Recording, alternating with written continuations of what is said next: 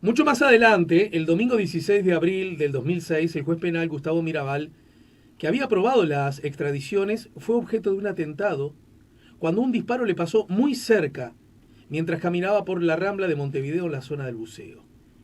El zumbido fue inconfundible, pero todos los intentos de ubicar el proyectil o sus restos, ordenados por el juez Bomero, que estaba de guardia, fueron inútiles. El pedido de habeas corpus fue rechazado por Bomero en el entendido de que no correspondía para personas cuya ubicación era perfectamente conocida y estaban en proceso de extradición.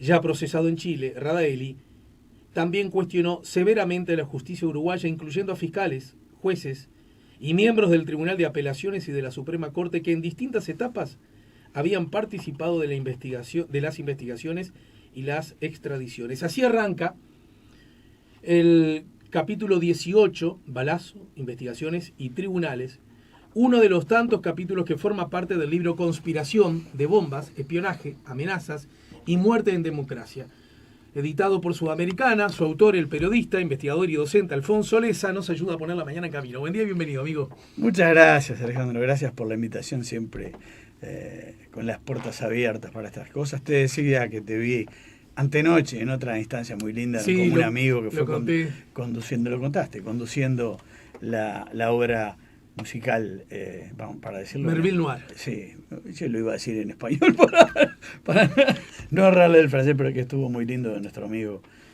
Jorge Chagas. Sí, claro. Te vi ahí animando la cosa. A propósito de Andrade, ¿no? Y sí. El ícono, todo lo que apoyado en su Gloria y Tormento, su bellísima novela, con la que además me acuerdo que fuimos en algún momento en el ciclo Escritores a Mano, el ciclo que hice durante mucho tiempo, en muchos lugares. Yo estuve. Ya lo sé. En la Galería del Notariado. En tu caso estuviste en la Cafetería Teatro del Notariado. El COVID nos frenó el año pasado, también nos frenó pero el año que viene estoy dispuesto a hacerlo, sí o sí. Ya es una cosa muy original y muy linda. Y muy cálida, ¿eh? Es la idea. Y además, en el sentido del concepto, poner el escritor a mano, ahí está la gente. Sí, además en Uruguay los escritores por suerte son todos generosos. Bueno. Y te decía que también anduve por Salto y me acuerdo en Salto porque ese libro en Salto tenía la peculiaridad de que la hija de Andrade es de aquellos lares. Claro. Entonces tenía para Jorge en particular una cosa muy hermosa. Pero hablemos de este libro. ¿Sabes qué arranqué por este, pero pude haber arrancado por cualquiera de ellos? La larga ausencia de Berríos, señales preocupantes que había enviado su hijo desde Uruguay a algunos hechos anteriores, intranquilizaban a los padres y a la esposa del espía. Pero la tranquilidad volvía transitoriamente cada vez que recibían una carta del emigrado. Así arranca el capítulo 10, Mentiras y señales preocupantes. ¿Y a qué voy con esto?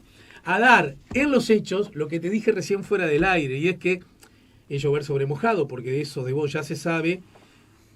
Anda bien su pluma, maestro. Gracias.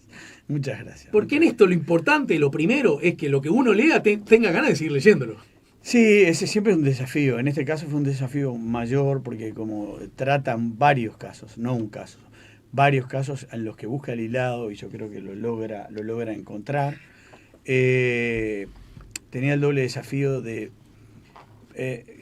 digamos, concretar en el papel o llevar al papel todos esos datos, lleno de, podemos hablarlo después, pero muchísimos expedientes de Chile, de Uruguay, los expedientes del caso de Ríos en Pando. Yo tuve la posibilidad de entrar allí con Mónica Migda, el querida colega, y romper ese cerco que había, porque estaba prohibido entrar, estaba prohibido acceder a los expedientes en Pando, y después acceder a los expedientes chilenos y policiales y judiciales a raíz de un documental que hicimos para Código País, y ahí hablé con la viuda, con fiscales, jueces, el propio Radaelli, que estaba allá, un amigo de Berríos. Pero Berríos es uno de los tantos casos que ocupa. Entonces, a mí lo más me preocupaba era, a mí mismo me decía, la cadencia, o sea, que tuviera una cadencia en la que encadenara las cosas de tal manera que fuera atractivo. Y bueno, más o menos. Eso está logrado, créeme que sí. Y además, en todo caso, ya te anticipo, el libro termina con la necesidad de generar, y para mí habla bien, no es una debilidad, es una fortaleza, de generar nuevas preguntas, ¿verdad? Porque hay algo que yo estaba pensando, ¿no? Vos comentaste y diste ahí por por sentado cosas que se supone que el público debe saber. Primero, Sí. que la gente de nuestra edad necesariamente ya está olvidada de muchas cosas. Se ha olvidado. Y son gente temas más que joven, es más, a mí me pasó que viendo una cosa unida a la otra, decís, pero todo esto pasaba, todo esto ocurrió. Sí, sí. Estamos hablando del Uruguay Sí. ya con la recuperación Sí, democrática, sí, ¿no? sí, sí. Y sin embargo hubo bombas, cito el libro, espionaje, amenazas, Sí. muerte. Sí, sí. Todo eso pasó al comienzo de los 90, básicamente en el 92 y 93, con alguna repercusión un poquito más adelante, que es cuando aparece el cadáver de Ríos. Pero sí, el Uruguay se vio conmovido. Y esto realmente, viste que cuando hablamos de historia reciente, generalmente nos referimos a los hechos anteriores a la dictadura, o a la dictadura. O en ¿no? todo caso la dictadura, claro. Pero esto fue mucho más adelante, fue mucho más reciente. Mucha gente no tiene ni idea. La gente joven, cuando se lo contás, piensan que es una película, no sé, porque es una película de hecho. Y mucha gente de nuestra generación eso olvidó lo que pasó. Para decir una cosa y empezar a tirar piolines del ovillo, Dale. ¿verdad? A propósito, piolines del ovillo que vos siempre tuviste claro que estaban conectados o lo fuiste redescubriendo en la medida que armabas las piezas del puzzle. No lo tuve claro. O sea, en aquella época cuando lo cubríamos, todos aquellos hechos parecían, uno puede tener una mínima sospecha de alguna cosa, pero en general parecían hechos totalmente aislados. Es decir, yo tenía mucha documentación de aquella época, yo guardo mucho, tenía todos los documentos, por ejemplo, todos los comunicados de la Guardia de Artigas, que podemos hablar ahora, Grupo Clandestino, tenía todo, mucho recorte, mucha prensa. Hubo algún protagonista de aquellos hechos que también me aportó algo de su propio archivo. Pero y había hablado con mucha gente. Pero en este año, sobre todo el año pasado, pero sobre todo el primer semestre de este año, que empecé a terminarlo, digamos, lo terminé varias veces, pero cada vez que lo terminaba me daba cuenta que me faltaba algo más. Entonces seguí investigando y sobre todo seguí hablando con gente y protagonistas y con algunos militares que me asombraron con su franqueza. Entonces, realmente, respondiendo en síntesis a tu pregunta, yo pude hilar los hechos realmente y descubrir todo lo que había atrás, que había, en casi todos los hechos estaban, o todos, absolutamente vinculados y formaban parte de lo que dice el título del libro, que es Conspiración. Lo terminé de comprender este año. Es más, me enteré de muchos detalles y de muchas cosas, de todos los casos, este año. Yo se lo di a leer a Mauricio Almada y a Antonio Ladra, porque habían trabajado conmigo. Y bueno, ellos se sorprendieron, porque habían trabajado muy íntimamente en este tema y había cosas que no conocían. Yo también había cosas que no conocía. Y es más, hablé con gente importante del gobierno de aquella época que también se vio sorprendido por algunas cosas. Es decir, que el descubrimiento o digamos, lo final, el hecho final de atar todos estos casos, lo terminé de cerrar este año. Repasemos, elija usted, los distintos acontecimientos, porque estamos hablando de los hechos. ¿De qué hechos estamos hablando? Bueno, lo primero que conmovió, porque claro, nosotros ya se olvidó, pero en aquel momento fue una conmoción tremenda. Lo primero que conmovió fue la aparición de una serie de atentados con bombas. Exacto. La primera de ellas estremeció el estudio de Sanguinetti en una madrugada, ahora podemos ver por qué, pero para dar la dimensión de esto y decírselo a la gente, lo reivindicaba una desconocida Guardia de Artigas, que también podemos hablar de eso, que se reivindicaban y eran oficiales mandos medios del ejército. Sí, en el libro manejas el concepto sucursal de los tenientes de Artigas, ¿no? Ese es un concepto para mí nuevo este año, que uno podía sospechar con el pasaje del tiempo, pero no lo podía probar. Pero me lo dijeron este año y lo pude corroborar con más de uno. Figuras del primer orden de los tenientes de Artigas, que yo no puedo asegurar hoy si siguen o no, porque esos grupos son como, bueno, se les llamaba logia, ellos ahora cambiaron, no se llama más logia, pero es un grupo muy poderoso que influyó mucho. Como gesto incluso hasta para separarse de la logia masónica, claro. con la que ellos específicamente quieren tener una distancia explícita, ¿no? Están enfrentados, ¿no? O sea, siempre hubo una distancia y los comunicados de la Guardia de Artigas, cuando uno los lee, y sobre todo a la distancia, como decís vos, uno empieza a percibir más las afinidades. Pero te puedo contar algunas cosas más, pero en el orden de lo que apareció... Hablemos de esos atentados. Esa guardia que una madrugada llaman al diario El Observador, me avisan a mi casa de madrugada. Realmente para mí fue una experiencia. Nosotros somos de una generación que en realidad todo lo que pasó antes del golpe lo vivimos más lejanamente, éramos muy chicos. O sea, Sí, lo claro. vivimos, pero no, y mucho menos como periodistas. ¿Vos sos del 60? No, 58. Ah. Y entonces tenía 13 Yo años. soy del 65, menos aún lo Sí, previo. claro, más chico, bastante más. Entonces, bueno, que fue una cosa muy impactante, bueno, bastante nervio. Pero bueno, eso es anecdótico, pero quiero decir que entre otros hubo bombas. Ya había habido bastante tiempo antes una bomba contra un auto de Hugo Cores y de un empresario. Hugo Cores sufrió 2. Claro, ahora va el otro. Ese atentado a Cores y de un empresario no formaron parte de esta serie, fueron bastante antes y no los reivindicó esta gente. Pero hubo atentados, para tener una idea y la dimensión de la cosa, estamos hablando. Una bomba en Estudio Sanguinetti, una bomba en los fondos de la residencia presidencial de Suárez, una bomba en la embajada de Estados Unidos en una en Suárez ya estaba custodia, la calle Herrera. La calle Herrera. Una bomba en el Monumento a la Armada, que explotó. Todas estas explotaron.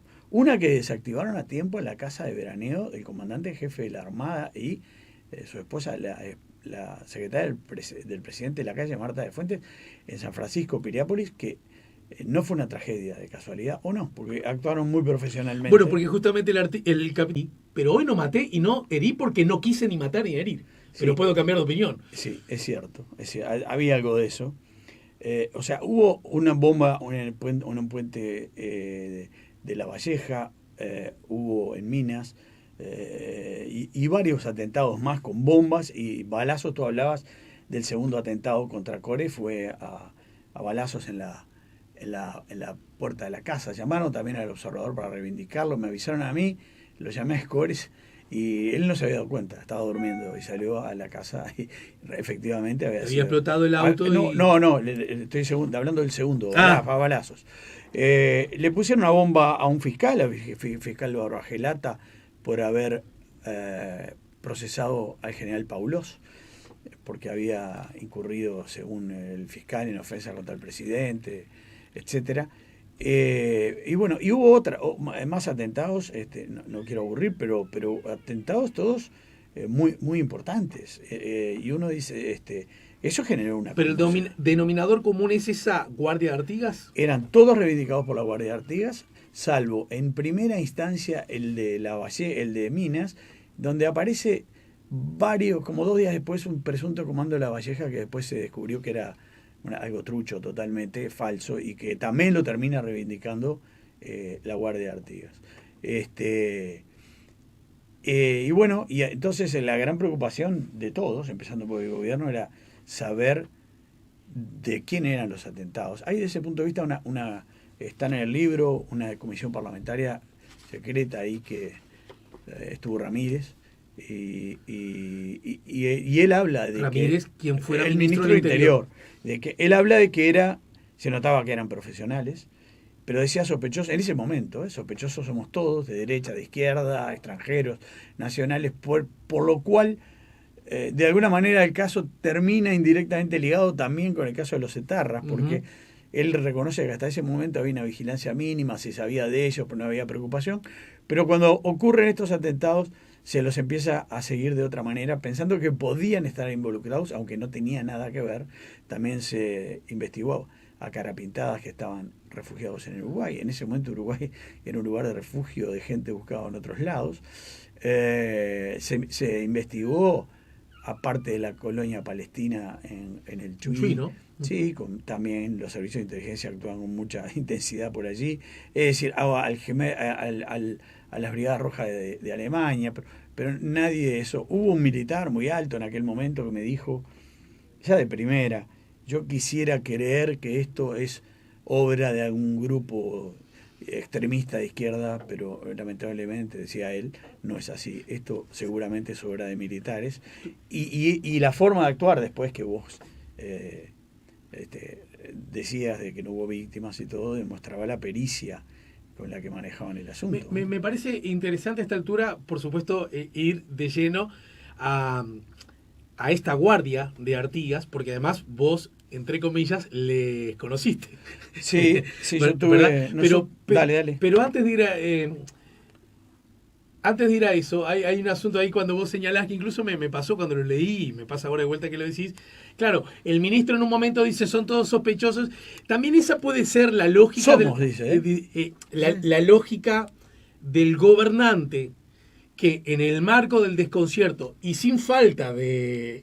con falta de información, es típico de los gobernantes, esto sí, de derecha, de izquierda, lo que sea, empezar a decir, bueno, somos todos sospechosos, porque en realidad no había mucha cuerda de la cual tirar, ¿no? No, al comienzo no había cuerda de dónde tirar. Y en general en la política uruguaya está muy mal visto que un gobernante diga, no tenemos idea. Sí, sí. Estaban todos los partidos igual en esa... Además pasaron otros hechos, ahora vamos a ver, pero por ejemplo habían entrado en la casa del senador Curiel, en la casa de José Díaz, habían revuelto todo y no se habían llevado nada. Lo que parece que fue nadie lo reivindicó, ¿no? Pero una demostración Yo puedo hacerlo. Sí, que generó cierta inquietud. Y terminó es anecdótico, terminó en un lío increíble, porque el ministro dejó el auto, pues fue personalmente a ocuparse del tema, dejó el auto en la puerta de la casa o a una cuadra de la casa de José Díaz, y terminó en una balacera con un guardia, porque aparecieron unos que les quisieron robar el auto al ministro, y en pleno Pocitos. O sea, pasaron cosas muy raras de todo tipo. Yo quiero decir una cosa, porque ya que hablaste de los políticos, yo de lo que vi, lo seguí bastante el tema. Acá se cruzaron, yo te lo digo, una interna militar tremenda con temas políticos. Había diferencias importantes entre el foro ballista, sobre todo Sanguinetti y la calle, en tema de la conducción militar, y ahora podemos ver por qué. Y también de algún modo cuestionando la conducción militar Sereñi, que conocía mucho, y Medina. Pero debo decir, de lo que se desprende de todo, de las cosas públicas y no públicas, es que hubo una lealtad institucional sin rajaduras entre todos los partidos políticos. O sea, cuando uno ve los diálogos en las comisiones reservadas y todo, la actitud de todos, del propio Partido Blanco, por supuesto, del Partido Colorado, pero también del Frente, las cosas que decían, el crédito que le habrían al gobierno buscando respaldando de alguna manera, me parece que es una cosa destacable también, ¿no? Uh-huh. Bien, vayamos entonces ¿y quiénes eran? ¿Quiénes fueron? ¿Quiénes son? La guardia de Artigas. Bueno, ellos en algún momento, ellos a sí mismos se decían algo así como, en realidad no somos un grupo, somos un sentimiento que está en el ejército. Bueno, la guardia de Artigas eran, nunca se identificó a nadie. Nosotros nunca vimos, ahora vamos a la entrevista que yo tuve, pero encapuchado. O sea, yo nunca tuve la certeza de quién podía ser integrante. Uno podía, los que estaban en el tema militar, podía llegar a sospechar de alguna fuente en algún momento, pero nadie tenía la certeza como para decir, acusar, y además tampoco era la función nuestra. Yo veía así que la policía estaba muy atrás del tema, tenían la orden de llegar, fueron muchas veces a interrogarnos, yo fui a la justicia, pero muy bien tratado siempre. Pero yo tenía la impresión, sí, que refuerzo con los años, de que la policía o algunos policías sabían mucho más de lo que decían y no querían un enfrentamiento con gente del ejército.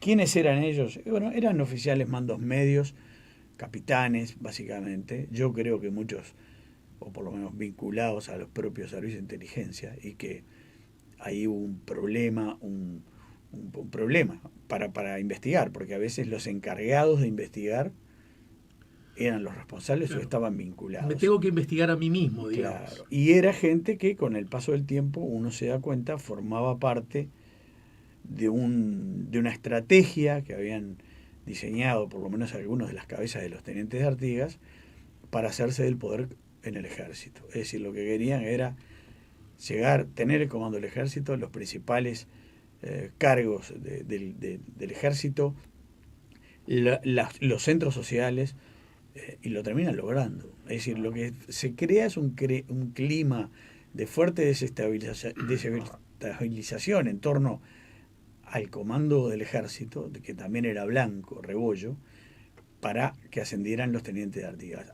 Rebollo era blanco, no había aceptado cuando le ofrecieron ser teniente de Artigas, había estado muy vinculado a Trabal, con lo cual también sería muy largo, pero había algunas viejas deudas, porque Trabal se había ganado, digamos, para decirlo de alguna manera, pero un fuerte rechazo de los tenientes y algunos más, una vez que dirigió un operativo policial un 25 de agosto, que es la fecha de creación de los tenientes de Artigas, en la casa del teniente general Badora, que era uno de los principales, estaban reunidos allí en una cosa que en ese momento se consideró que era clandestina, y Trabal fue el que encabezó el operativo que desarmó esa reunión, lo cual le generó un rechazo grande. Rebollo había sido una de las dos manos derechas o tres de Trabal.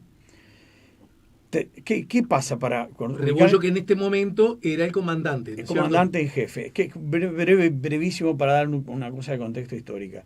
¿Con qué se encontró en la calle cuando llegó al gobierno? Con algo parecido a lo que se habían encontrado los blancos cuando triunfan en el 58. Cuando triunfan en el 58 se encuentran un ejército que casi todos los mandos más importantes tradicionalmente habían sido colorados. Sí. ¿Por qué? Porque desde la Guerra del Cuatro, digamos, básicamente, no únicamente, pero sí manejaba mucho. Entonces, hubo todo un complejo tema militar ahí en la transición de los blancos a los colorados, que no pasó a mayores, de los colorados a los blancos, y el gobierno colegiado del 59 nombra al padre de Rebollo como comandante jefe en ese cargo. En esa época se llamaba inspector general del ejército. Y la calle se encuentra de vuelta con algo parecido cuando llega al gobierno, con algún agravante, porque venían muchos desde la época de la dictadura. Entonces, en algún caso, por ejemplo, y eso fue lo que le ganó un gran rechazo del ejército, o de esta parte del ejército, incluso entredichos o diferencias con Sanguinetti, Medina y Sereñi, para elegir a alguien de extrema confianza, por ejemplo, en la Armada, salteó muchos oficiales de la derecha. La derecha quiere decir que son más viejos. No es una obligación legal nombrar de la derecha, pero es una tradición. Hay un buen libro que ilustra todo eso, que es el de Fernando Amado, ¿verdad? Claro, es decir, sí. cómo cada gobierno fue salteando, claro, es verdad. Y en general los colorados históricamente, por lo mismo que decís, tienden a apoyarse en las derechas, algo así con una lógica total, sé que es de los míos, entre comillas. No solamente, no siempre, pero la mayoría de las veces. Bueno, pero por algo, el primero que empieza a saltear más es la calle Herrera. Sí. Y bueno, después llega Jorge Valle, que no le da bolilla a esos temas. Sí. Algunos dicen que ese es un problema, otros dicen que es una fortaleza. Y después llega Tabaré Vázquez, que es el que más saltea, ¿verdad? Y porque se cuenta con una realidad de que no existía, digamos, una corriente importante de militares frentistas a alto nivel, entonces él recurre a otra lógica, que es la de la masonería, que es muy fuerte también en las Fuerzas Armadas, y empieza a ascender masones. Es decir, todos han tenido sus problemas. Bueno, él... y bueno, en la calle se encuentra este problema, también asciende a dos generales salteando otros militares, y eso le genera... La Armada, ¿no? El comandante jefe de la Armada y dos generales del ejército.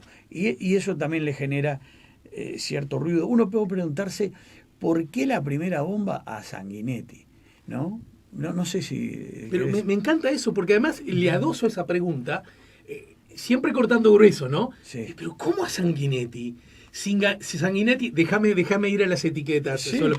De alguna manera es el artífice de la impunidad, el que logró a través de la caducidad, por supuesto redactada por los blancos, que de alguna manera los militares perpetradores del terrorismo de Estado y la violación de derechos humanos no fueran en cana. Claro. Más bien uno podría suponer, haciendo una mirada grosera, que todo lo vinculado a lo militar tiene para con Sanguinetti más que reproches, históricas deudas. ¿Cómo es posible entonces que haya un atentado al estudio de Sanguinetti? Bueno,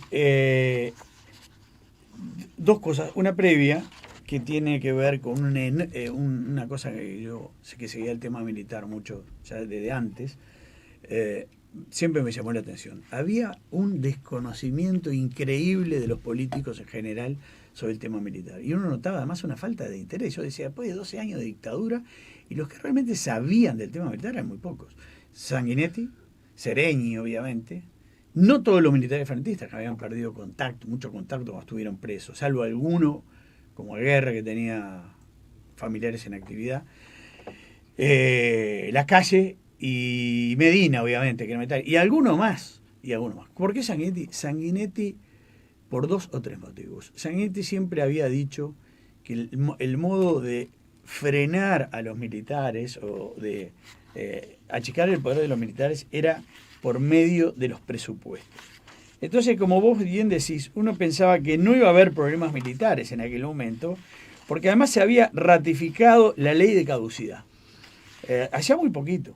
De hecho, durante Lacalle lo dice, y es cierto, durante el gobierno de Lacalle no hubo el tema de derechos humanos, no estuvo sobre la mesa. Pero Sanguinetti le cedió un detalle que no se conoce mucho. Le pasa a Lacalle unas Fuerzas Armadas con 7.335 efectivos menos de lo que él había recibido.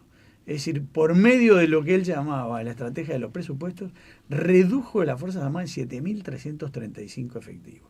E hizo ajustes presupuestales de los cuales los militares más nacionalistas lo hacían responsable de estar atacando al ejército, etcétera, etcétera. Como un ataque a la institución, digamos. Sí, y además allí funcionaba o tenía vínculo con una fundación que se llamaba PAX, que reunía a presidentes de la transición, y funcionaba o estaba vinculada a una fundación Peito, encabezada por 2 uruguayos, Juan Rial y Karina Perelli, que habían editado un libro sobre las Fuerzas Armadas, que había sido editado en toda América, y que los militares, no solo los uruguayos, le llamaban el Manual Bush, que era lo que impulsaba, porque ese era un discurso, una parte central del discurso de esta Guardia de Artigas, que era lo que impulsaba un sector de gobierno de Estados Unidos, bueno, la sustitución de los ejércitos por guardias nacionales.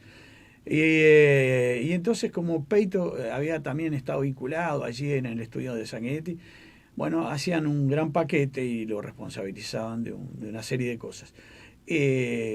Ahí estaba un poco, y además era notoriamente adversario de los tenientes de Artigas. Los tenientes de Artigas eran, entre otras cosas, muy antiballistas, cosa que la Guardia de Artigas también. Igual la Guardia de Artigas, que trataba de no hacer en sus comunicados digamos, preferencias político-partidarias. En algunos de los comunicados se pronuncian duramente contra el ballismo también.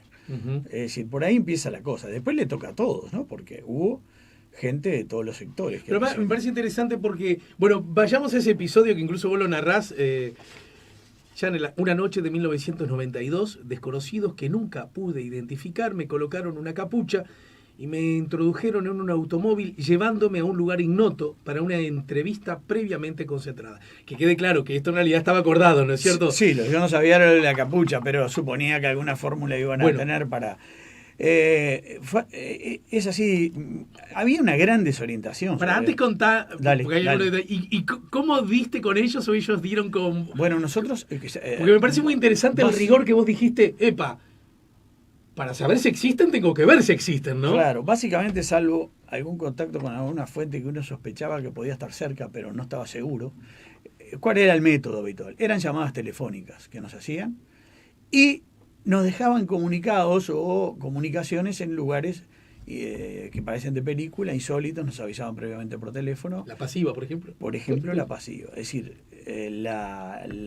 debajo de la pileta para lavarse las manos, allí del baño de hombres, de la pasiva de la Plaza Matriz. ¿Pero que era algo pegado? Sí, sí, dejaban habitualmente, pegaban debajo de la pileta un sobre con varias cosas, hubo varias comunicaciones de ese tipo. En ese marco nos ofrecen la posibilidad de hacer una entrevista escrita. Y nosotros, como que había un gran desconcierto, aunque empezamos a ver rápidamente que esto era militar, no del ejército, sino de un sector de gente, bueno, en fin. nos ofrecen la entrevista escrita y nosotros empezamos a ver de que en realidad la entrevista escrita no nos servía. ¿El plural a quiénes incluye? Nosotros. Bueno, la gente de nosotros era una redacción no extremadamente, pero muy joven del Diario El Observador, que la parte política trabajaba con un entusiasmo y con una... Todo el diario en ese momento era un diario nuevo que marcó un momento importante. Y había un grupo de periodistas que hacía política que vibraba mucho con esto, ¿no? Yo me acuerdo de cosas como venir de la pasiva donde nos habían dejado un documento que tenía que ver con una lista parcial de los presuntos masones en Uruguay, cosa que nosotros no íbamos a divulgar, porque en realidad...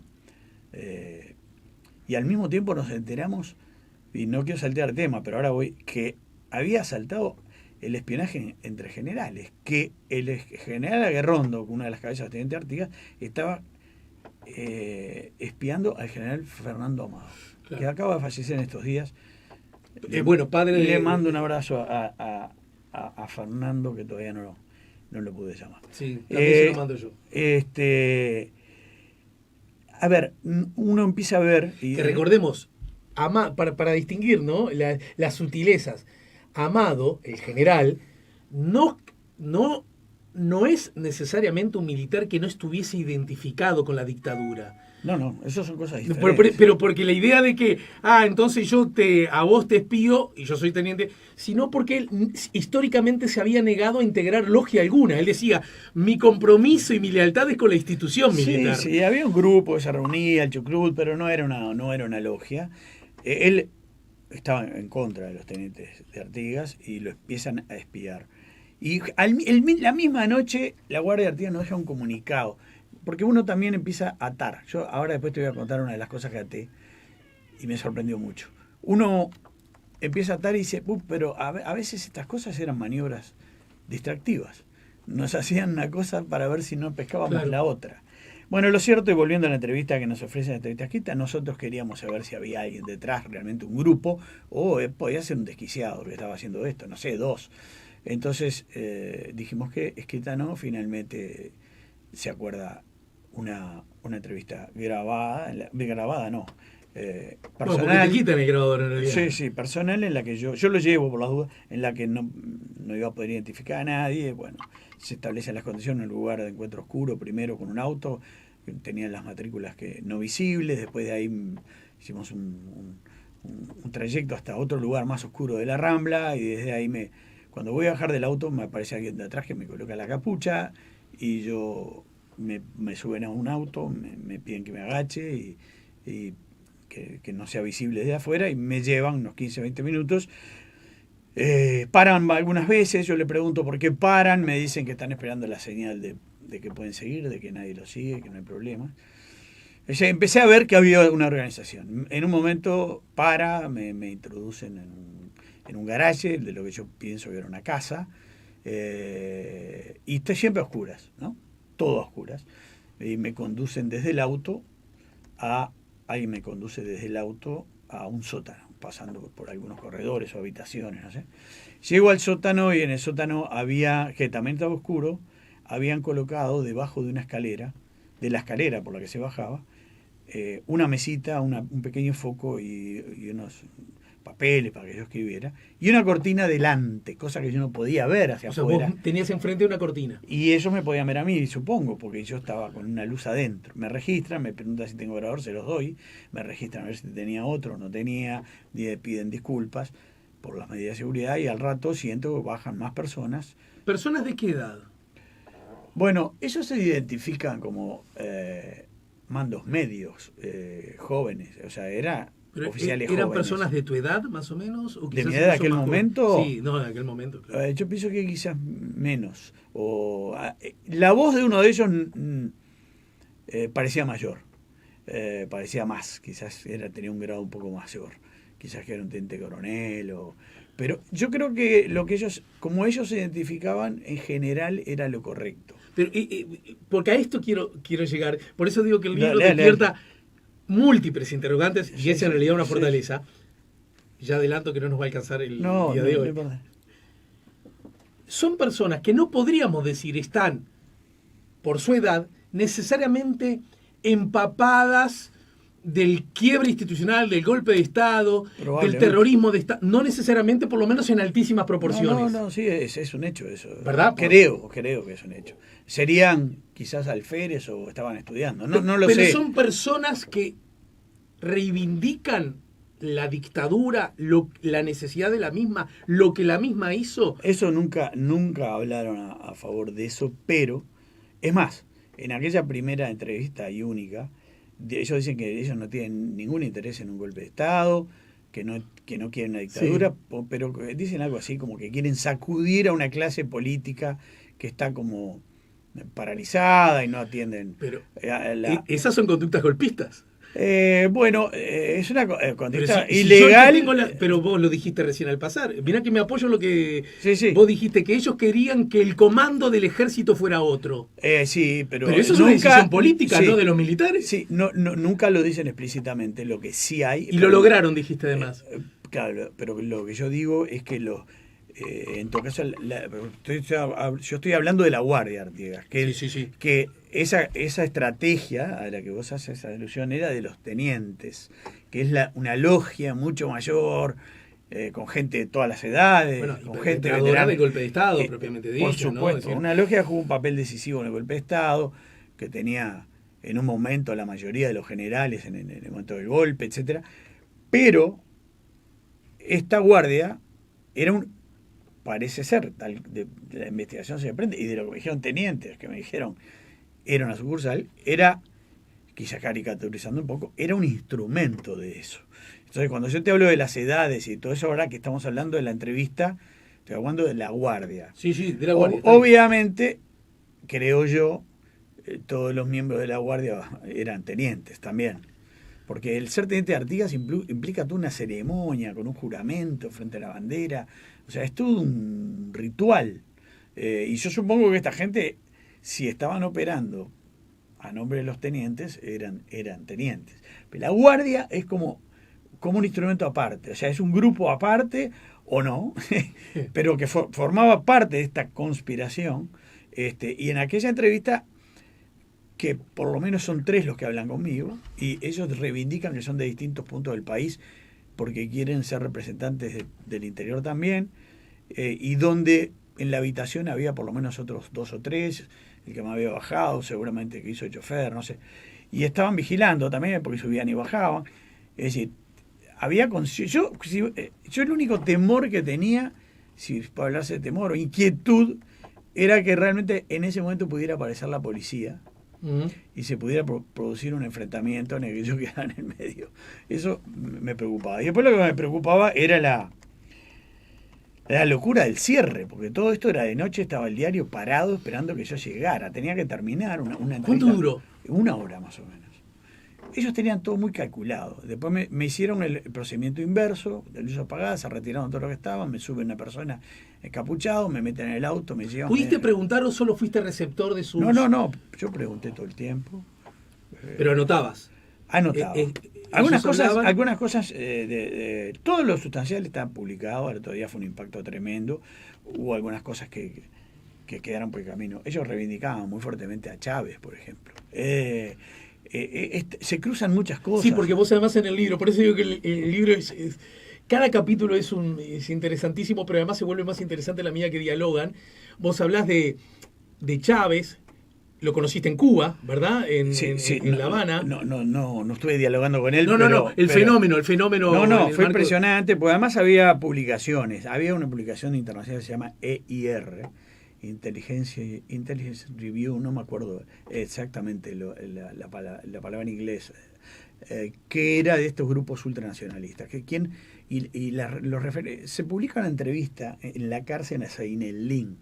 ¿Te acordás? Jefe del levantamiento, cara pintada. Alfonsín, al turco dale duro, decía, me acuerdo la gente en el marco de la acción subversiva. Y en aquel momento él estaba en la cárcel, desde la cárcel reivindica la existencia de una internacional cara pintada, dice él, que pone como, y esa internacional cara pintada tiene 2 referentes explícitos, el propio Zeinelin y Chávez. Yo lo encuentro a comienzos de los 90, en Cuba fui a hacer un informe sobre la situación que estaba viendo Cuba después de la caída de del muro, 2 Claro. años después, lo que se llama el periodo especial, que era el periodo más complejo. Chávez había salido de la cárcel hacía poco por 2 intentos de golpe de Estado. Uno que había sido muy sangriento. Estaba lejos de ser presidente. Y cuando fui a Cuba, lo último que esperaba era anotarme a Chávez. Que hasta ese momento el referente de los mitades de la derecha. O sea, esto es todo muy complicado. También hay una reunión del MLN, ahora después te cuento.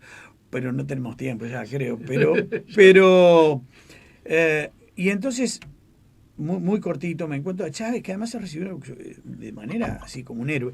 En aquel momento, Fidel estaba un poco dolorido, me parece, como mucha gente de la izquierda, porque decía que ahora muchos que habían mirado a Cuba ahora les habían dado vuelta la cara, en fin. Y en esa me encuentro de golpe con Chávez, con Fidel y con Daniel Ortega, que en ese momento no era presidente, era en el interregno. Voy a un acto en homenaje. Una vez que ya había sido presidente, Exacto, en el marco... Exacto. Y entonces, en el 85 Ortega viene a saludar a la asunción de Sanguinetti. No, y tiene un papel protagónico, viene a buscar un apoyo de Sanguinetti, le da, lo elogia también. Se reúne con el secretario de Estado de los Estados Unidos, Sí, en el sí, marco sí. de la invasión contra. También todo viene Sergio Ramírez, el vicepresidente, que después se vuelve opositor, bueno, en fin. Y ahí, hay un homenaje a Simón Bolívar, Casa Simón Bolívar, monumento, y un acto en el Paraninfo de la universidad, muy impresionante. En el acto Chávez, dos cosas que te digo. Primero, él plantea la estrategia que va a tener para llegar al gobierno. Sin ninguna duda era una estratega de primer orden, porque fue cumpliendo paso a paso todo lo que dijo. Pero después, para mi sorpresa, y esto asociado a otras cosas que dijo Fidel, hasta generó un problema diplomático con Uruguay, que estaba asumiendo el gobierno Sanguinetti. Él cuenta que estuvo en Uruguay la vez que Sereni no lo quiso recibir, y que había tenido una reunión, digamos, secreta con los que él llama los militares artiguistas, la Guardia de Artigas, etcétera, y que le habían regalado un busto de Artigas. Y los elogia. En una cosa que mostraba desconocimiento, porque vos me preguntabas de golpismo, y ahí me olvidé de decirte una cosa. En uno de los comunicados se van endureciendo, la Guardia de Artigas, y hay uno de los comunicados que reivindican fuertemente la figura de Bordaberry. O sea, que empieza a haber una línea. Bueno, pero en aquel discurso Chávez reivindica a esta gente, cuenta que se reunió con ellos. Fidel habla también bien de esta gente sin saber que muchos de ellos probablemente eran golpistas.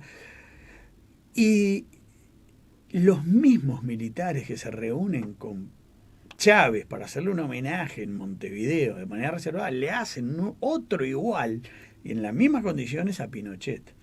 Entonces, había una serie de mezclas realmente. Vamos a una brevísima pausa. Nos queda un poco de tiempo. Pero, porque hay que pagar esa pausa. Sí. Y al regreso es casi como un suspirito, pero te la dejo planteada. ¿En qué medida? Porque nos quedó Berríos afuera. Prometeme, bueno. O cuando quieras. Le encontramos la vuelta y hablamos, ¿verdad? Sí, además, cuando quieras.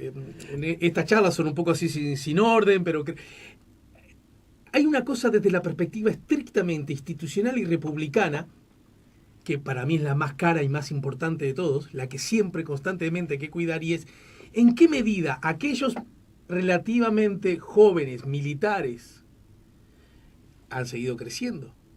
¿Dónde están? ¿Qué piensan? ¿Cuánto inciden? ¿Y qué creen del Estado de Derecho, en definitiva, y de la dictadura cívico-militar de nuestro país? ¿Está? Estamos conversando con Alfonso Oleza. Conspiración se llama el libro. Yo se lo recomiendo, no solo por toda la información que trae, sino, créanme, es la tercera vez que lo digo en la nota, Ninguna novedad, lo bien escrito que está. Estamos besando al final la charla con Juan Raúl Ferreira a propósito de su habitual columna de análisis internacional. Queda para mañana, y en todo caso, Alfonso, nos prometemos nuevos encuentros. Por supuesto, con mucho gusto, como siempre, un gustazo. Además, los cuadros no grandes tenemos que aliarnos, sí, ¿no? Además ustedes están en la A, nosotros sí. Defensor. Bueno, yo con penoso. todos mis amigos hinchas defensor les hago el siguiente acuerdo. Yo soy hincha defensor en la B, pero ustedes sean del Liverpool Sí, en la A. no hay duda. Más en este periodo, por lo menos. Tengo muchos amigos ahí, el Negro Bueno, Lescano, Mónica, Botero. Un montón. No, es que los medios de comunicación y los periodistas en general tenemos buena proporción. Manuel Méndez, que fue una fractura de Juan Joya en Belvedere. Qué honor, que sea el peruano quien te fracture. Estuve con Manuel Méndez el último partido de de Liverpool rentista, justamente charlando largo. Pero hablamos de Creo fútbol que nada Hugo más. Machín era también. Sí, Machín, claro. Tenemos nuestro representante en Colombia. Sí, claro, claro. Bueno, a propósito de conspiración, de bombas, espionaje, amenazas y muertes en democracia, incluso para ejercer estos vectores, estos, como digo siempre, vasos comunicantes con el hoy, porque por algo tiene sentido esto hoy, porque nos dice cosas acerca del hoy, apoyándonos en cosas del ayer. ¿En qué medida esa, digamos, los tenientes de Artigas, ya lo sabemos, pero en todo caso esta guardia de Artigas, que no es lo mismo, pero dijera Silvio Rodríguez, que no es lo mismo, pero es igual. En todo caso, ¿qué pasa con esos militares? ¿Y qué pasa con su lealtad constitucional, democrática, republicana, con su mirada para con los años de la dictadura? Bueno, Etcétera, en la etcétera, medida etcétera. que nunca se los identificó, por lo menos, nunca se los identificó. ¿Esa no es una carencia de la democracia? Que haya una organización que tire bombas a expresidentes y no sea capaz de identificarlos, llevarlos ante el estrado judicial. Y fue un problema grave, pero yo creo que una de las bases tiene que ver en lo que yo te dije. Yo pienso que había gente a la que se le encargaba la investigación y que en realidad estaba metida también. Entonces armaron un bloqueo estratégicamente y para su interés hicieron... hay que recordar una cosa también, Alejandro. Vivíamos, capaz que la perspectiva de la gente, vivíamos en una democracia muy frágil todavía. Era el segundo año de gobierno de la izquierda, por izquierda, dentro de la izquierda, el sector más de izquierda, incluso algunos de ellos fuera del Frente Amplio, hablaban de el concepto de democracia tutelada. ¿Te acuerdas de aquella consigna, no? Sí, también recuerdo, porque está lleno de contradicciones, que en la misma casa, esto lo revela Zabalza en el libro de Federico Leitz, de la izquierda, y yo volví a hablar con Zabalza, reconstruí los hechos. O sea, es tan difícil el cruce de cosas. En la misma casa que estuvo Berríos, secuestrado según él, protegido según los militares uruguayos, de la que huyó, la misma casa de Parque del Plata, cuando Berríos ya estaba en Uruguay, hubo una reunión de la cúpula del MLN con 2 de los extraditados a Chile. Y vos decís, ¿qué es esto? Seguramente no tenía que ver con el caso de Berríos, pero había puntos en común, entre otros el discurso contra Estados Unidos, las guardias nacionales, pero entonces había sectores políticos que se reunían con gente que no estaba haciendo cosas, y ellos sabían, no creo que lo supieran, o sí, porque más adelante de Fernández Huidobro está en el libro, a la salida de un tribunal, por un juicio, dice, nosotros supimos lo que pasaba en Parque del Plata, pero Fernández Huidobro, no sé si te acordás, fue el más férreo opositor a las extradiciones. Sí, por supuesto, lo recuerdo perfectamente. Entonces, ¿qué piensan hoy? Yo lo que creo es que están casi todos... Mujica estuvo en desacuerdo que a Pinochet lo apresaran en Inglaterra. No, muchas cruces. Entonces, yo lo que creo que por edad, obviamente, toda esta gente debe estar retirada. Yo estaba sacando cálculo, pasaron como 30 años. Es increíble, ¿no? 30 años, o sea... Es mucho tiempo. Muchos de nuestros recuerdos son del siglo pasado. Mucho tiempo. Vos fíjate que entre la dictadura del 33, siempre pongo ese caso, y la del 73 pasaron 40 años. Y nadie le hablaba de la dictadura del 33 como pasado reciente. Es tremendo. Entonces, esto pasaron 30. Entonces la gente está retirada. ¿Qué pasó en aquel momento? Todas estas investigaciones estuvieron, la del caso de Berríos en particular, estuvo varios años paralizada. Ahí hubo desencuentros a nivel judicial muy importantes, fiscales, jueces que quisieron seguir adelante, una fiscal que cerró 2 veces el caso, la falta de acceso a la prensa, y lo que hicieron los gobiernos, que no lograron pruebas, nadie logró pruebas, fue dispersar a algunos de los que podían sospechar, que eran los más complicados, en las misiones de paz. Lo que sí te digo es que en la justicia hubo temas muy contradictorios, pero también te puedo decir que cuando entré al juzgado de Pando con Mónica Migdal y repasamos los expedientes, algunos de cuyos documentos más importantes después desaparecieron, justamente algunos de los que nosotros encontramos, se prueba que el Ministerio de Defensa realizó una investigación interna muy intensa y que ella en su primer informe previo de la abogada, que era la directora, ya recomienda el pase a la justicia militar Dice que se debe seguir interrogando participantes, estoy hablando del caso Berríos, y dice que eventualmente se tiene que pensar en el pase a la justicia civil. Esas fueron las conclusiones primarias. Después hubo un documento con las conclusiones definitivas, que fue una copia a un juzgado militar, una copia al juzgado de Pando. Esas conclusiones, hasta hace unos días, no habían sido encontradas, desaparecieron. La propia abogada instructora tuvo que ir personalmente a Pando a buscarlas y no las logró encontrar. Y sabemos que estuvieron, ¿sabes por qué? Porque en la investigación que yo hice este año, estuve en contacto con la gente que hizo la investigación y hay muchas fotografías que sacamos que documentaron, hay más de una copia, por la duda lo digo, en varios lados. Sacaron esas fotografías, demuestran que esos expedientes, los dos, porque la justicia militar también lo envió a Pando, estuvieron en algún momento en Pando. Estuvieron. Pero estaban ya no. en el juzgado de Pando. No, nunca más fueron encontradas. Sí. Y es decir que sé que el ministro estaba muy molesto porque se la habían jopeado y ordenó una investigación, Brito, que después cae, ¿te acordás? Por el caso Berríos y por el espionaje entre generales. Y al punto que el ministro, en un momento, los abogados tienen, la abogada, la instructora, tiene que interrogar al general Guerrondo, que era jefe de inteligencia, pero además como los asesores jurídicos tienen grado asimilado, era de grado inferior, para asegurarse de que realmente hubiera un interrogatorio en serio y no pudiera usar de su cargo. El ministro da la orden de que el subsecretario esté presente. Es decir, hubo una investigación, bueno, que de alguna manera sirve también después para las extradiciones. Pero sí, en todo caso, podemos decir en líneas generales que el cúmulo de esos delitos están impunes, ¿no? En Uruguay sí. En Uruguay sí. En Uruguay nunca... O sea, la República no logró dar con el paradigma de la justicia ante un delito. Ni en el caso de los atentados, ni en el caso de Berríos. Exacto. En el caso de Berríos, lo que sí hace la justicia, que no es menor, y que fue muy discutido, incluso por Fernández Huidobro, fue la extradición de los militares a Chile. ¿Y sabes por qué fue un caso, esto sí, reivindicativo de la justicia o no? 10 segundos, porque creo que no hay antecedentes.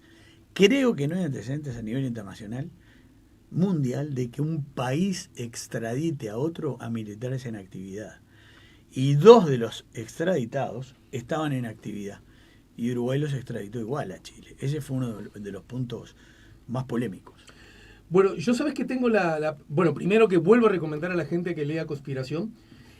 Segundo, tengo la casi convicción de que no solo van a venir nuevas ediciones fruto de la avidez del público, ojalá, sino ediciones o con agregados o Conspiración 2. Ya tengo algunos datitos nuevos. Pero ni que me lo di. Porque incluso de gente que te llama, ¿no? Y obvio, exactamente. Hay algunos datitos nuevos Así que voy a ver si lo puedo incorporar o no. Y después déjame, mirá, compartir con vos para que veas que a esta altura lo que menos importa es mi opinión. Sino 099-894-987. Dice Sara: buen día, excelente entrevista. Tiene que continuar, gracias, lo dice Sara. Y la que de inmediato le sigue este mensaje, la firma Natalie, se ve que en el público femenino. Por favor, Alfonso debe volver. Una charla súper interesante y el tiempo pasa volando. Besos, os manda. Te paso un avisito cortísimo. Así que ya sabés que tenés que volver, ¿eh? Sí, un avisito cortísimo. Sí, perdóname. Noche de las librerías, próximo viernes. 20:45. Va a haber escritores en distintos lados, gente. Yo voy a estar 9:15 de la noche en la librería el Virrey de 21 y de Yauri. Para el que quiera ir y escuchar un poco más, a cuenta de lo que vamos a seguir acá. Sí. Ese día decí que volvés acá. Por supuesto. Alfonso, querido, gracias por tu tiempo, gracias por tu por tu visita y bueno, lo dicho, nos reencontramos más temprano que tarde, ¿sí? Muchas gracias y bueno, arriba los negros de la cuchilla. Y arriba la Viola, que me da tanta pena. No que pierda partido, porque fueron lo otro, ¿no? Sí, imagínate la suma mía de esa más sí. Uruguay que no hablamos, porque ya te escuché hablando antes. Sí. Qué tristeza. No sé dónde estamos parados ahí. Gracias, Alejandro.